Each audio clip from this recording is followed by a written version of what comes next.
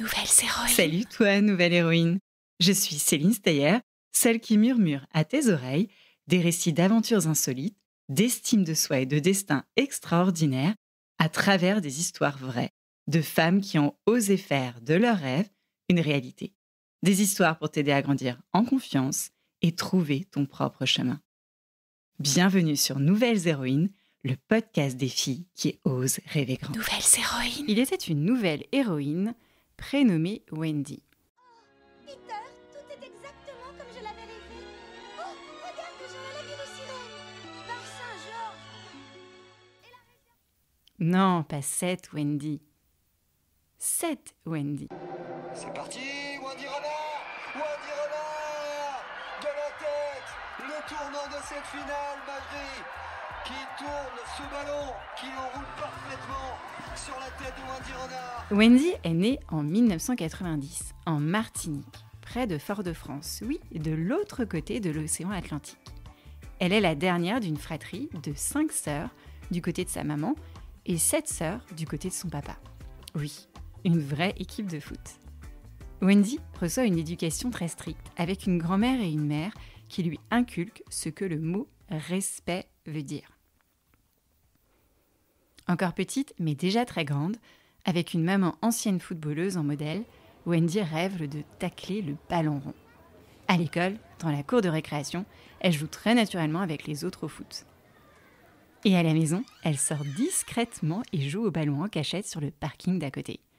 Et c'est à l'âge de 7 ans qu'elle intègre le club de football de l'Essor Préchotin, au sein de l'équipe des garçons.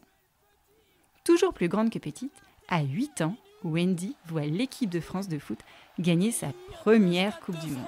48e minute, Emmanuel Petit qui était parti de ses 16 mètres 50, qui a appelé ce ballon et il vient crucifier l'équipe du Brésil. C'est fini. L'équipe de France est championne du monde. Vous le croyez ça? L'équipe de France est championne du monde en battant le Brésil. 3-0, 2 buts de Zidane, 1 but de Petit. Et devant son écran de télévision, elle est en admiration devant un certain Zinedine Zidane, son idole, qui marque 2 buts contre le Brésil. Mais sa joie est de courte durée. Et alors que la France célèbre encore ses champions, Wendy doit dire adieu prématurément à son champion à elle, son papa, qui meurt d'un cancer du poumon. Wendy se jure alors d'être forte et de ne pas pleurer, même dans les moments difficiles. Alors, quand on se moque de sa très grande taille dans la cour de récréation, elle prend sur elle et continue de foncer pour atteindre son but, devenir footballeuse professionnelle. À 15 ans, elle joue tous les week-ends avec le Rapid Club du Lorrain. Oui, non, pas le club des quiches, on est toujours en Martinique. Puis un jour, elle est repérée et passe le concours d'entrée du Centre national de formation et d'entraînement de Clairefontaine, en métropole. Oui, Clairefontaine, le centre d'entraînement des Bleus. Oui, non, pas les claviers que tu utilises à l'école.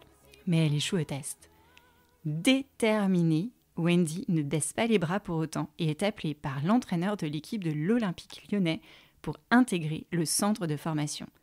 C'est alors le début d'une grande histoire d'amour avec le club des Guns.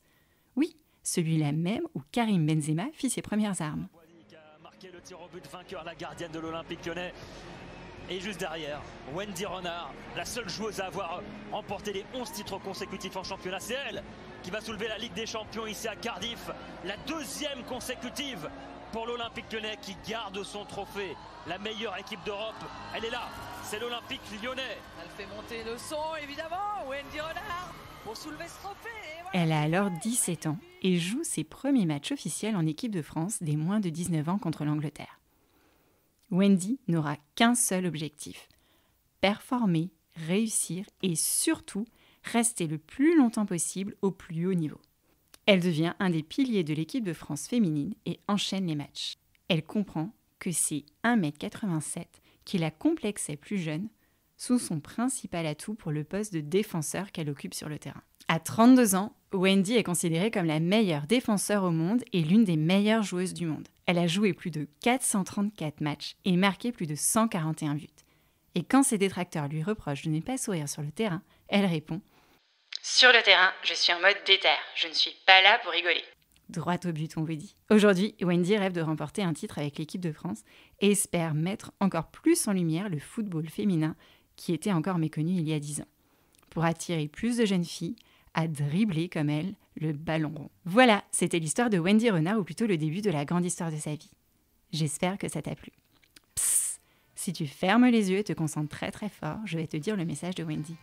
Celui qui veut son respect se le procure. Et mon petit doigt magique me dit que Wendy aura elle aussi une étoile sur son maillot de l'équipe de France. Wendy et ses coéquipières sont la preuve que allez les Bleus ne s'accordent pas qu'aux masculins. Nouvelles héroïnes. Nouvelles héroïnes. Nouvelles héroïnes. Nouvelles héroïnes. Nouvelles héroïnes.